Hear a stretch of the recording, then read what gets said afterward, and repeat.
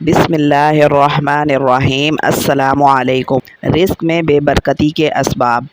مال کی بے جا محبت، جمع کرنے کی ہوس، اس پر اترانا تو بے شک بہت بڑی برائی ہے اور اسلامی زندگی میں اس کا کوئی جواز نہیں، لیکن اچھے کاموں میں خرچ کرنے کے لیے زیادہ سے زیادہ حلال مال کمانا ایک پسندیدہ کام ہے تاکہ معاشرے میں غربت اور بے روزگاری کا خاتمہ ممکن ہو سکے۔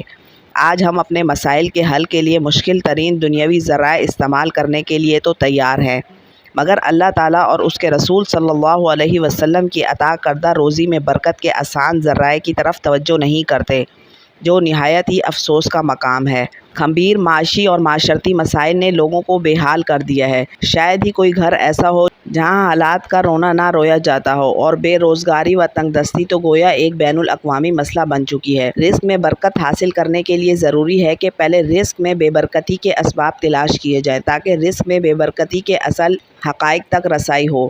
رزق کی بے قدری اور بے حرمتی سے کون سا گھر خالی ہے؟ بنگلے میں رہنے والے ارب پتی سے لے کر جھونپڑی میں رہنے والے مزدور و محنت کش سب اس حوالے سے غفلت اور بے احتیاطی کا مظاہرہ کر رہے ہیں۔ شادی و دیگر تقریبات میں قسم قسم کے کھانے ہوں یا گھروں میں برتن دھوتے وقت بچا کھچا کھانا، یہ جس طرح ضائع کیا جاتا ہے اس سے کون ناواقف نہیں۔ کاش رزق میں تنگ دستی کے اس عظیم سبب پر ہماری نظر ہوتی اور اصلاح کی کوشش کی جاتی تو بہت اچھا ہوتا، کیونکہ یہ بیماری عام ہے جس میں ہماری اکثریت مبتلا ہے۔ آج کل کئی دکاندار کاروبار میں بندش ختم کرانے کے لیے تعویذ، عملیات اور دعا کے ذرائع تو اپناتے ہیں، مگر روزی میں برکت کے زائل ہونے کے ایک بڑے سبب خرید و فروخت میں بے احتیاطی کی طرف توجہ نہیں کرتے۔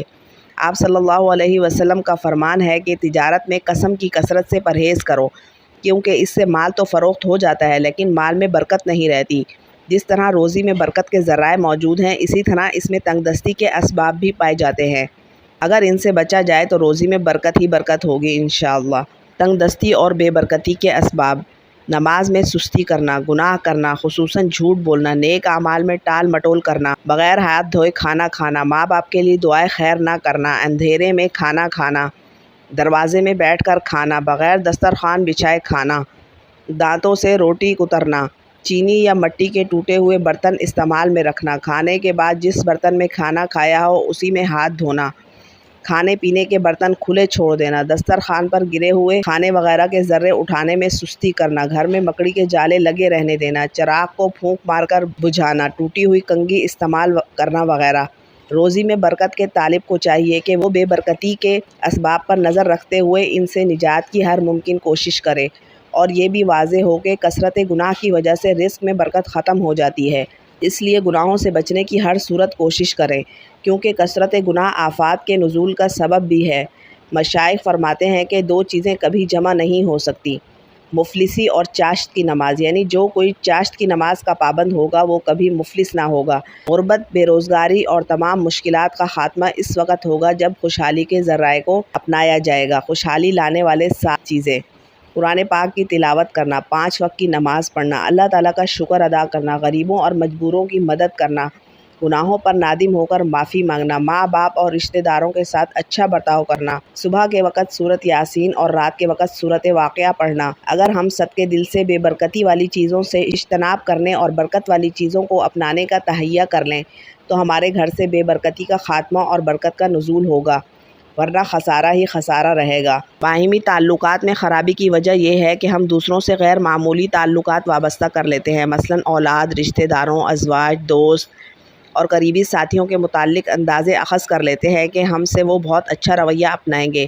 یا فلاں موقع پر کچھ دیں گے یا کچھ کہہ دیں گے وغیرہ وغیرہ، تو جب وہ ہماری توقعات پر پورا نہیں اترتے تو ہم مایوسی کا شکار ہو جاتے ہیں، شک و شبہات پیدا ہوتے ہیں، ذہن میں طرح طرح کی کھچڑی پکتی ہے۔ ایسا اس لیے ہوتا ہے کہ یا یہ وجہ ہوگی وغیرہ وغیرہ، پھر اسی مایوسی سے اجنبیت اور دوری ہونے لگتی ہے اور ہم لوگوں سے کنارہ کش ہو جاتے ہیں، حالانکہ اس کا زیادہ سبب ہم خود ہیں۔ خوشحالی کے دور میں ہمارے ملنے جلنے والے لوگ بڑھ جاتے ہیں، ضروری نہیں کہ وہ سب ہم سے مخلص ہوں۔